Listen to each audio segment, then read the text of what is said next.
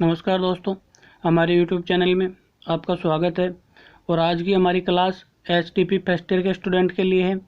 पिछली क्लास में हम पढ़ रहे थे रेस्पिरेटरी सिस्टम, और रेस्पिरेटरी सिस्टम के अंतर्गत हमने ट्रैकिया या श्वसन नली तक पढ़ लिया था।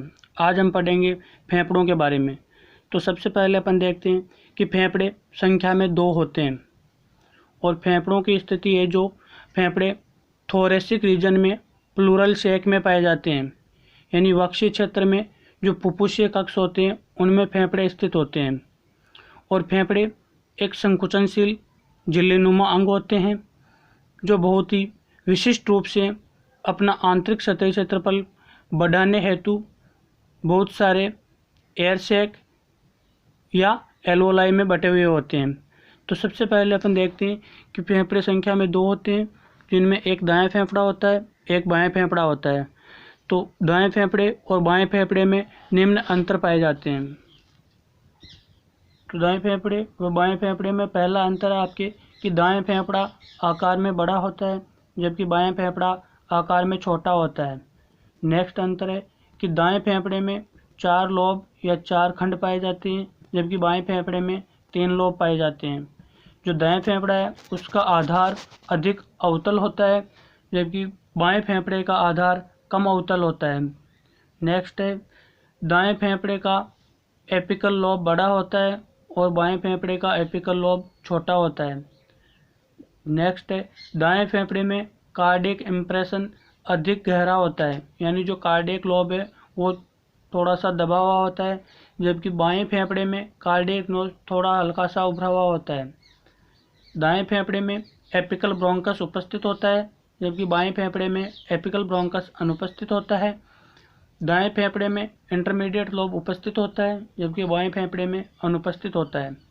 इसके अलावा जो वयस्क है उसके फेफड़ों में और भ्रूण के फेफड़ों में भी काफ़ी अंतर पाया जाता है। जो वयस्क या एडल्ट होता है उसके फेफड़े आकार में बड़े होते हैं, और भ्रूण या न्यूबॉर्न उसके फेफड़े हैं जो आकार में छोटे होते हैं। वयस्क के फेफड़े हैं जो पानी में तैरते रहते हैं, जबकि भ्रूण के फेफड़े पानी में डूब जाते हैं। वयस्क के फेफड़ों का रंग गुलाबी होता है, जबकि भ्रूण के फेफड़ों का रंग पीला या भूरा होता है। वयस्क के फेफड़े दबाने पर एक स्पंज की भांति दबते हैं, जबकि भ्रूण के फेफड़े ठोस होते हैं। इसीलिए जब छोटे बच्चे को जब तक पानी में डालते हैं तो वो तुरंत डूब जाता है। क्यों? क्योंकि उसके फेफड़े ठोस होते हैं और आकार में छोटे होते हैं। उनमें स्पंज की भांति दबने जैसी कोई संरचना नहीं पाई जाती। क्यों? उनकी एल्वोलाई वगैरह है जो डेवलप नहीं होती, इसीलिए छोटे पशु है जो पानी में जल्दी डूब जाते हैं।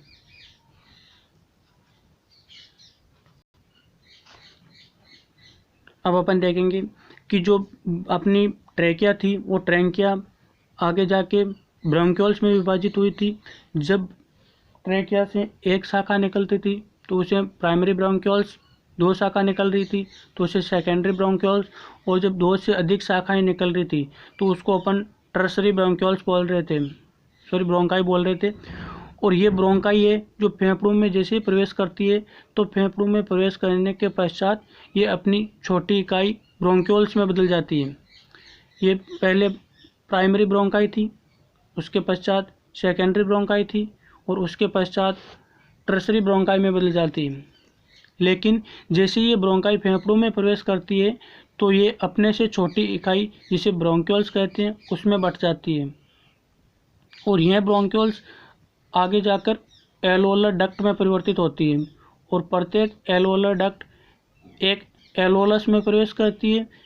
इनसे विभिन्न आलंदीय संरचनाएं निकलती है जो उभरी हुई होती है, और वायुकोश अर्धगोलाकार संरचना होती है, जैसे यहाँ पे आपको दिख रही है। सबसे पहले आरबी, तो आरबी का मतलब है रेस्पिरेटरी ब्रोंक्यूल्स। फिर आपके एडी, एडी का मतलब है एल्वोलर डक्ट।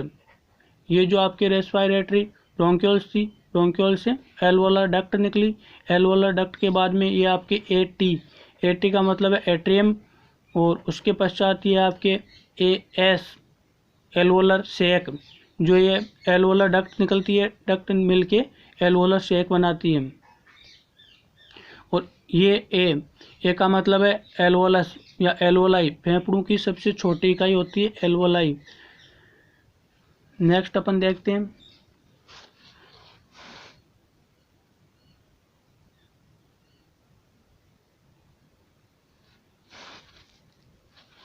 कि ये आपके इधर से आर्टरी वेन वगैरह निकल रही है, तो ये पल्मोनरी आर्टरी और ये पल्मोनरी वेन। जो पल्मोनरी आर्टरी है उसमें अशुद्ध रक्त होता है और पल्मोनरी वेन है उसमें शुद्ध रक्त होता है। यहाँ पे फेफड़ों को ब्लड सप्लाई करती है, जहाँ से अनऑक्सीजनेटेड ब्लड है जो ऑक्सीजनेटेड ब्लड में परिवर्तित होता है और वो शरीर के विभिन्न अंगों में सप्लाई किया जाता है।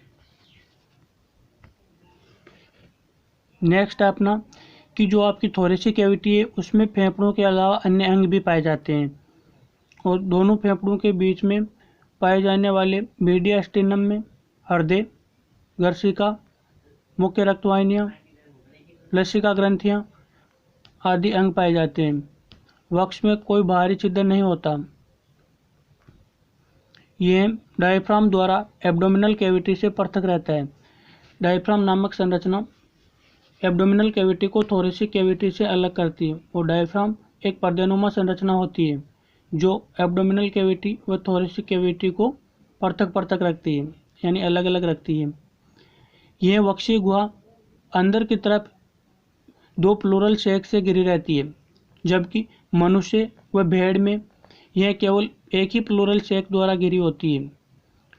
वक्षीय गुहा की आंतरिक दीवार व फेफड़ों की बाहरी दीवार की परतों के बीच एक रिक्त स्थान पाया जाता है जिसे प्लूरल स्पेस कहते हैं, जिसके अंदर एक तरल पदार्थ पाया जाता है जो दोनों परतों को नमी व चिकनाहट प्रदान करता है। प्लूरल कैविटी में दाब वातावरणीय दाब से कम होता है, अतः जब कभी दुर्घटना होती है तो यह क्षतिग्रस्त होकर खुल जाती है और फेफड़े फट जाते हैं। जो प्लूरल कैविटी है उसका दाब वातावरण के दाब से कम होता है, और जब भी कोई अचानक दुर्घटना होती है तो क्या होता है कि ये प्लूरल कैविटी है वो क्षतिग्रस्त हो जाती है, और क्षतिग्रस्त होने के पश्चात ये खुल जाती है, तो फेफड़ों पे ज़्यादा दबाव पड़ता है, तो ज़्यादा दबाव पड़ने के कारण फेफड़े फट जाते हैं। नेक्स्ट क्लास में हम फेफड़ों के विभिन्न आयतन के बारे में देखेंगे। सभी को धन्यवाद। अगर आपको हमारी क्लास अच्छी लगे तो वीडियो को लाइक और शेयर जरूर करें।